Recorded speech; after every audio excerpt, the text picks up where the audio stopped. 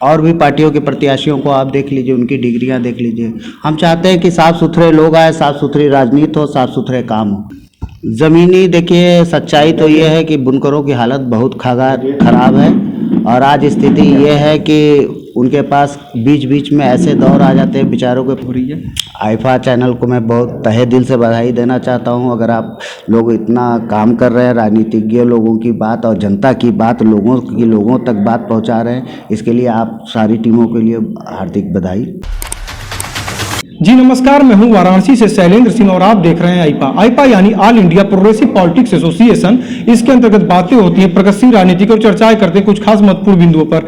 चूंकि 2022 का आगाज हो चुका है, चुनावी मैदान में प्रत्याशी आ चुके हैं, तो जानते हैं कि विभिन्न दलों के लोग जो किस प्रकार से अपनी तैयारियां किए हुए हैं। तो आज इसी कड़ी में शहर उत्तरी के प्रभारी जो है हमारे साथ आम आदमी पार्टी के महफूज हुसैन जी हमारे साथ मौजूद हैं, और जानते हैं कि क्या रणनीतियां हैं, किस प्रकार से अपने कैंडिडेट्स को जीत हासिल कराएंगे। आपसे बताते चले, शहर उत्तरी वो विधानसभा क्षेत्र है जहां से स्वयं मौजूदा स्थिति में रविंद्र जायसवाल बीजेपी के मंत्री भी हैं। 2012 की बात, 2012-2017 में दोनों बार उन्होंने जीत हासिल की। इससे पहले अगर बात की जाए तो समाजवादी पार्टी के खाते में 2007 में समत अंसारी जी समाजवादी पार्टी से जीत हासिल किए थे। अब 2022 में जो चुनावी जो संघनाथ जो हुआ, इसमें जो अगर बातें की जाए तो रविंद्र जायसवाल को फिर से बीजेपी द्वारा टिकट दिया गया। तो अब जानते हैं कि क्या रणनीतियां हैं आम आदमी पार्टी की। महफूज अगर बातें की जाए तो कैसे महफूज रखेंगे अपने इस आम आदमी पार्टी के कैंडिडेट को जीत का सेहरा बनवाने के लिए? भाई, हमारी पार्टी जो है विधानसभा में अच्छे प्रत्याशी का चयन की है।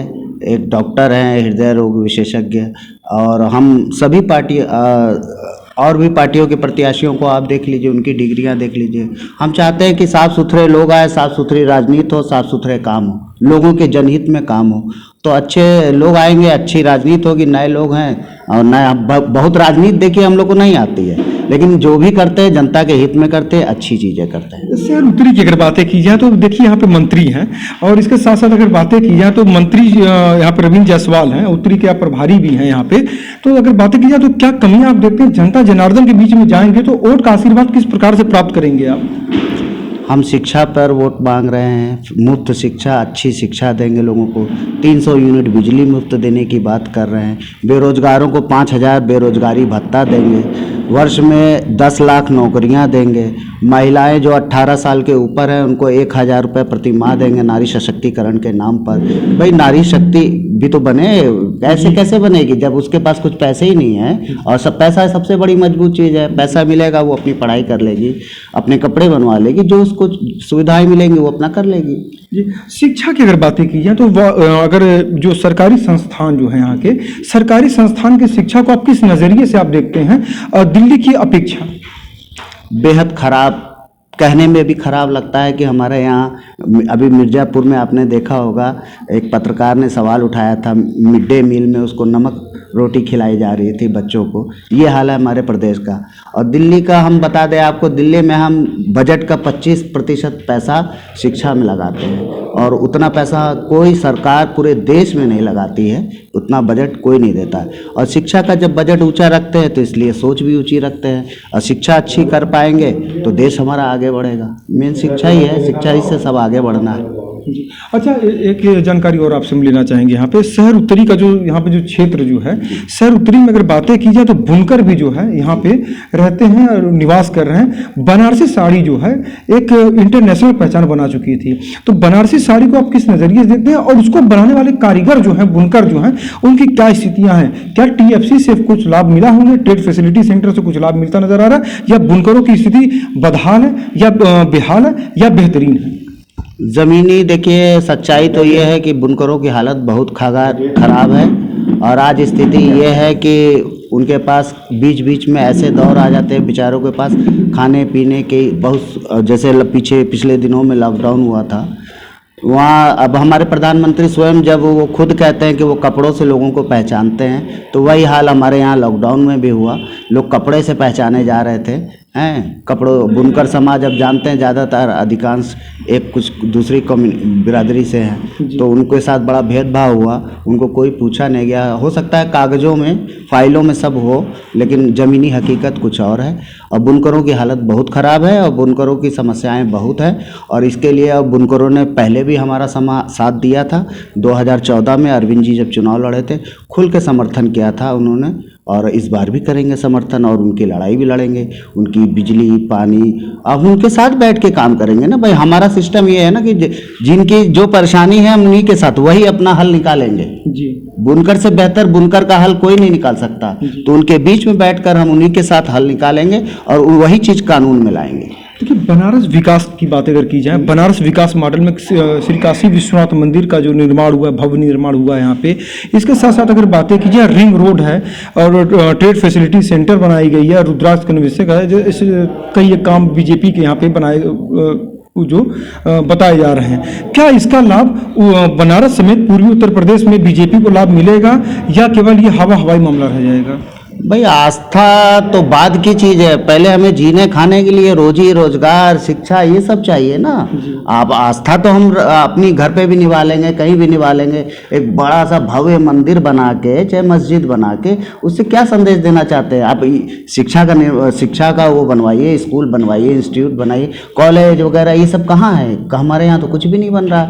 हमारे यहाँ तो शिक्षा का एकदम स्तर ही खराब है। और इसको अगर मैं मुस्लिम हूँ, अगर मुझे अपनी आस्था निभानी होगी मैं मस्जिद जाके निभा लूंगा। आप हिंदू हैं तो आप जाके मंदिर जाके निभा लेंगे। ये हमें नहीं चाहिए, हमें रोजी चाहिए, रोजगार चाहिए। हमें मेन हमारा उद्देश्य यही है और इसी पे हम काम भी कर रहे हैं। आप यहाँ पे अपने कैंडिडेट्स को जिताने के लिए बहुत प्रयास कर रहे हैं। आम आदमी पार्टी काफ़ी सक्रिय भूमिका में है यहाँ पे।